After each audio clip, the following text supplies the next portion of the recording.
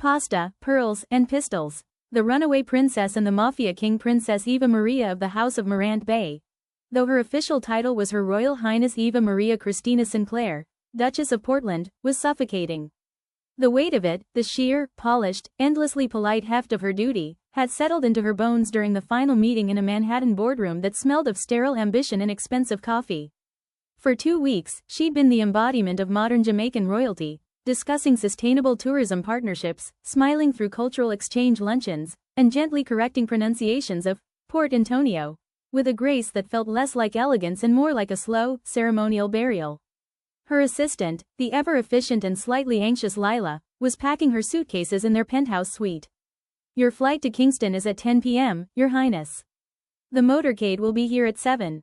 Your father called, he's expecting a full debrief over breakfast tomorrow." Eva Maria stood at the floor-to-ceiling window, watching the ant-like precision of New York's gridlock. The skyscrapers were just taller, shinier cages. Her phone buzzed with a calendar notification. Return to JA. State dinner with Spanish ambassador 72 hours. A lifetime of such notifications stretched before her. She was a beautifully curated asset, a living, breathing piece of national diplomacy. And she was drowning. A wild, reckless thought, a seed planted by the view of endless possibility from the 50th floor, suddenly sprouted thorns and vines in her chest. It coiled around her composure and squeezed. "Lila," Eva Maria said, her voice surprisingly calm. "Cancel the flight to Kingston." Lila froze, a silk blouse suspended in midair. "Ma'am? Cancel it. Book me a one-way ticket to Italy. Somewhere no one will look.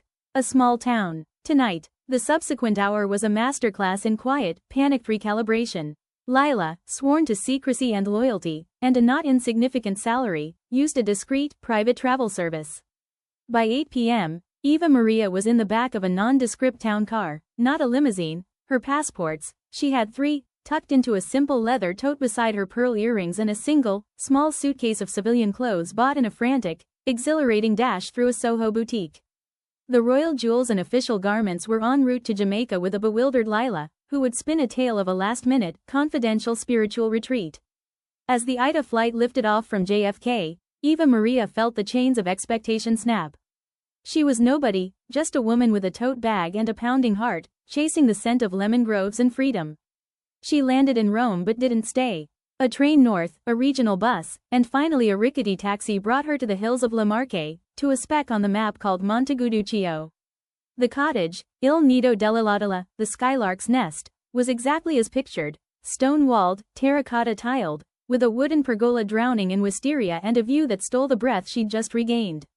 Olive groves marched in silver-green rows down to a valley, and in the distance, a medieval village clung to a hill like frosting on a cake. For a week, Eva Maria existed in a blissful bubble of anonymity. She woke with the sun, bought peaches from the old man at the fruitivendolo who called her Bella Signora, struggled hilariously with Italian grammar books, and drank too much local Verdicchio wine while writing in a journal. She wore sundresses and sandals, her long, dark hair in a messy braid, her royal posture softened by the heat. No one bowed. No one used her title. It was intoxicating. It was at the tiny, family-run trattoria, La Sosta, that she saw him.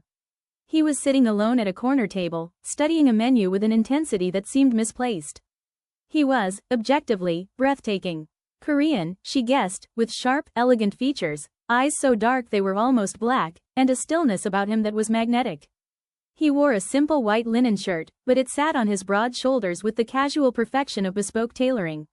He looked up, sensing her gaze. Their eyes met across the room, over bowls of green olives and checkered tablecloths.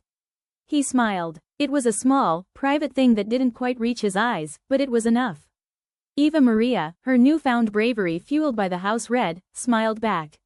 "You are new here," he said in English, his voice a low, smooth baritone with a faint American accent. "A tourist who has wandered very far off the path." "I'm exploring," Eva Maria said, walking over, her heart doing a silly little flip.